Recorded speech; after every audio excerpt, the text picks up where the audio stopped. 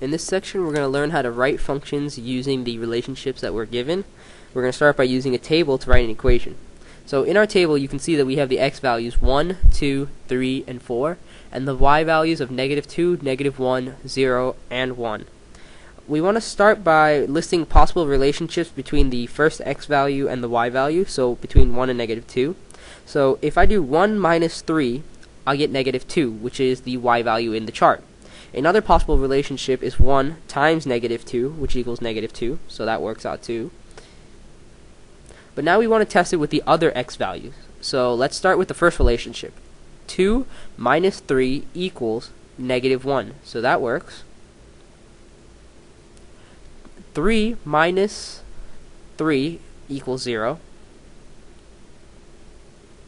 so that one works too. And if we do 4 minus 3, we get 1, so we know that one works. We're going to test the other relationship on the right. So if we do 2 times -2, it does not equal -1. So that's incorrect.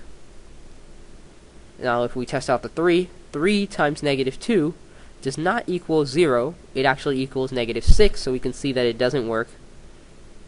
And 4 times -2 does not equal 1, it equals -8.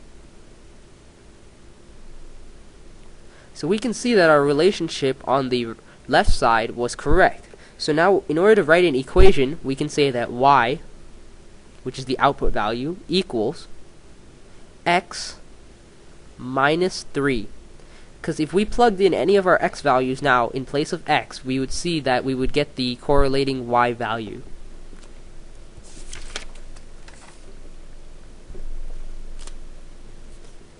The input of a function is the independent variable, which means it's the variable that's changing.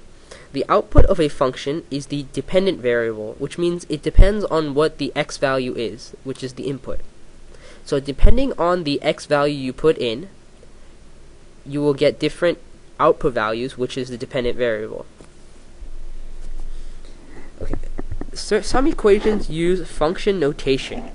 Function notation is basically f parentheses x, close parentheses. This equals the same thing as saying y. So when you have an equation, for example, y equals mx plus b, you could rewrite it as f parentheses x equals mx plus b. And it would be said the function of x equals mx plus b. We're going to look at an example of this. A lawyer's fee is $200 per hour for her services.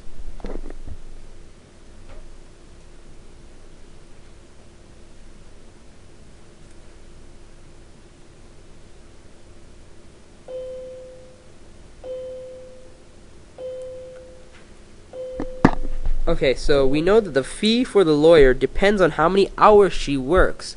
So the fee is going to be the dependent variable because the fee depends on how many hours she works. And the number of hours she works can change every day, so that's going to be the independent variable.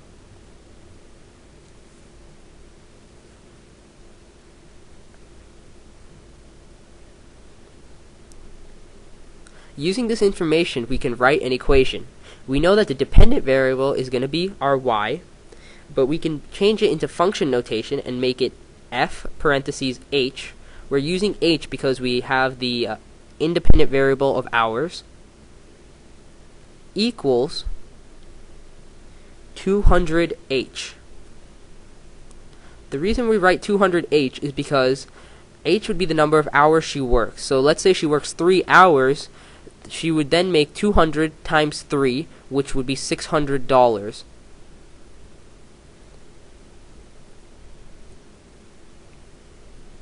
So function of h means that h is the independent variable, and 200h would represent the total amount of money she makes, her fee.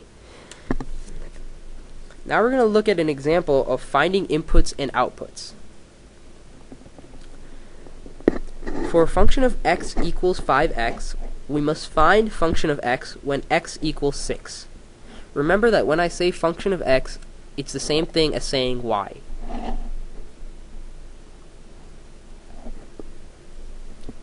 So first we got to plug in the 6 for all the x's. So we can write f parentheses 6 equals 5 times 6.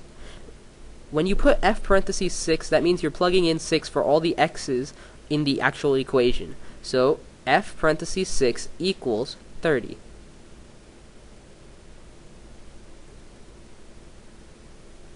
Now we're going to look at another example of this.